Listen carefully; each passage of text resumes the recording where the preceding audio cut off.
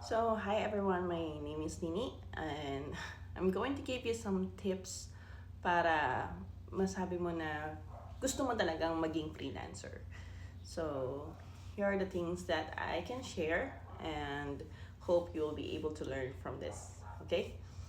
So, ang pagiging freelancer kasi ay working remotely, of course. Working remotely sa isang kumpanya, which is you're working directly. So, kung ikaw ay nagsimula sa BPO or sa mga call center, di ba ang dami nyo? Tapos, kailan nyo ba nakausap ng diretso or direkta yung mga CEO or directors? Never, di ba? So, you are always reporting sa inyong TL or supervisor or ACCM. Pero, the good thing about switching from a BPO agent to a freelancer is sobrang dali. Para sa akin kung magaling ka, kung ikaw yung laging top performer sa kumpanya nyo, kung lagi ka nakakahit ng metrics, kung ang galing-galing mo mag-calls, well, this is for you. I can suggest that you can switch to an appointment setter. You can also switch to a cold caller, a sales account executive. Those are the job titles. Huh? You can also go to a real estate support and other things like customer service or retention specialist. So, yung mga industries nito, may e-commerce, yung mga Shopify, Etsy, ano ba? Yung mga platforms na kung saan pwedeng maraming umu-order.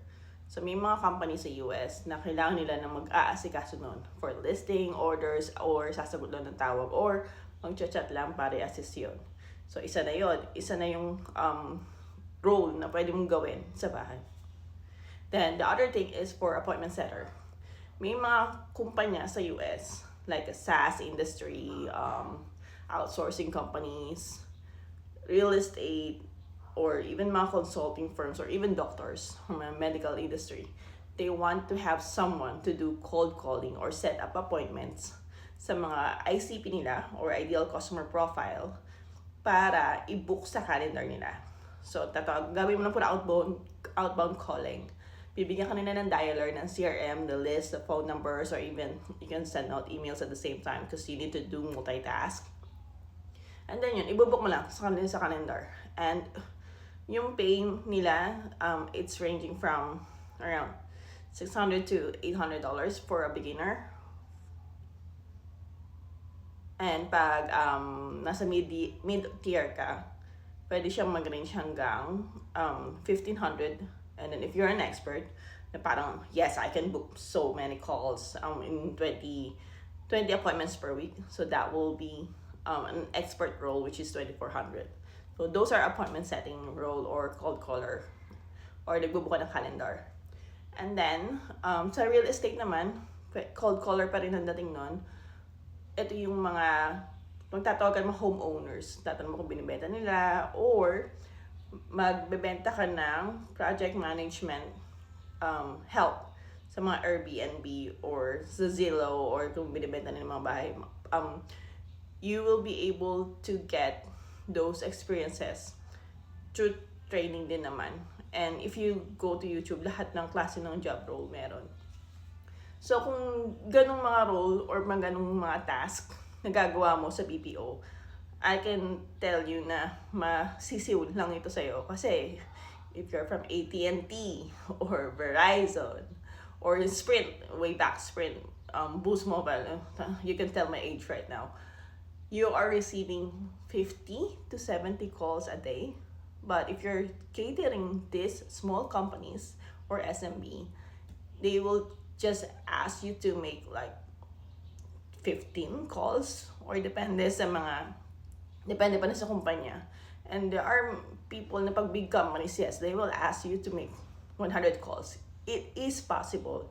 Kasi karamihan doon voicemail So makikita mo pa rin yung metrics mo. And the good thing about this is, syempre, ang boss mo lang, yung director mo, or mismo yung kasama dun sa director's level or C-level. Or wala kang TL, ang benefits din nun, wala kang seatmate, or if you're just working at home, siguro kung mag-cold caller ka or anything that related to voice support, much better meron kang some space na walang noise background, which is really number one naman talaga na requirement. But if you're like a mom like me, you can switch to a different niche, or like an executive support, or someone who will just make calls just because they need to.